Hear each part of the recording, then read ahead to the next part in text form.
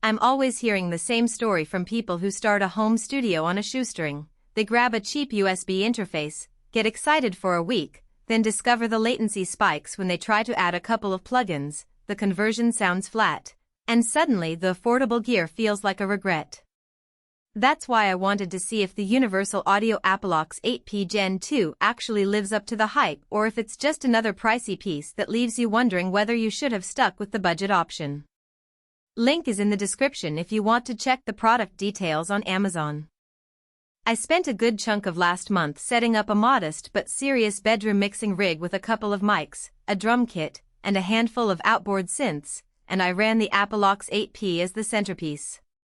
My goal wasn't just to test the specs on paper but to see how it handles the everyday friction points that most producers hit, getting clean tracks from multiple sources, running classic UAD plugins without choking the computer, and keeping the mix balanced when you add a subwoofer for low-end monitoring. First, let's talk about the core problem most beginners face: latency. A lot of inexpensive interfaces rely on the computer's CPU to process plugins, which means every time you add a compressor or an amp emulation, you feel the delay. The Apple X8p sidesteps that completely by packing UAD's DSP chips right inside the box. When I loaded a classic LA2i compressor on the vocal channel and a Neve preamp on the guitar, there was literally no audible lag. The auto gain feature was a pleasant surprise, too.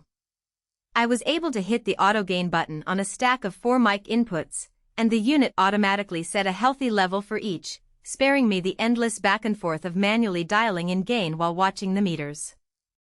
That kind of speed is a real time saver when you're tracking a full band in a single day. Now, about the conversion quality. Universal Audio promises next-generation audio conversion with the widest dynamic range and lowest distortion.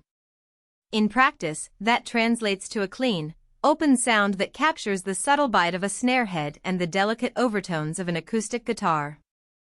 I recorded a drum kit through 8 mics, and the low-end detail was evident even before I hit any EQ.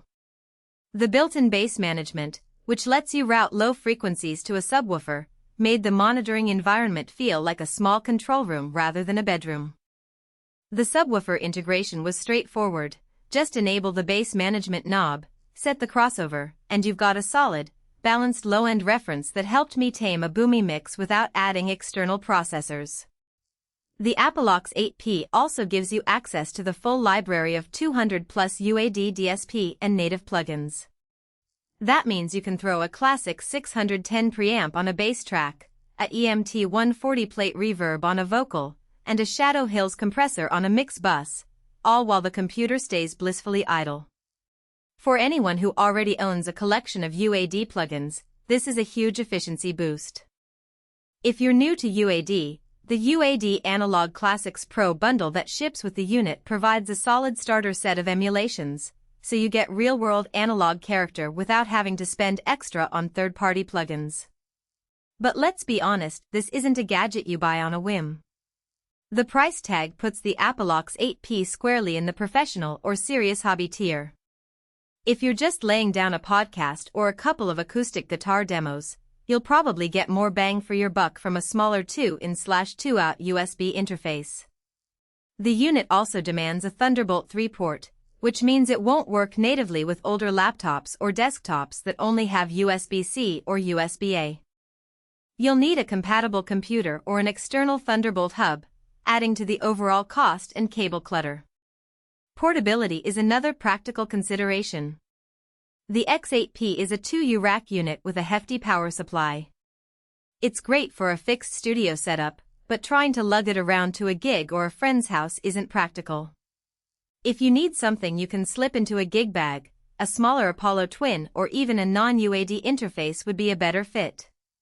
The size does, however, give you generous I/O, 8 mic preamps, 4 line inputs, a DOT expansion, and multiple line-level outputs. For a producer who records live bands, podcasts with multiple hosts, or a home studio that runs a small ensemble, that I/O flexibility is a real advantage. One subtle downside that shows up after a few weeks of use is the learning curve around the UAD console software. The software is powerful, but it adds an extra layer of routing that can be confusing the first time you sit down. The UI isn't as intuitive as a straightforward DAW mixer, so you'll need to spend a session or two learning where each input goes, how to assign plugins to the DSP, and how to manage the monitor mix.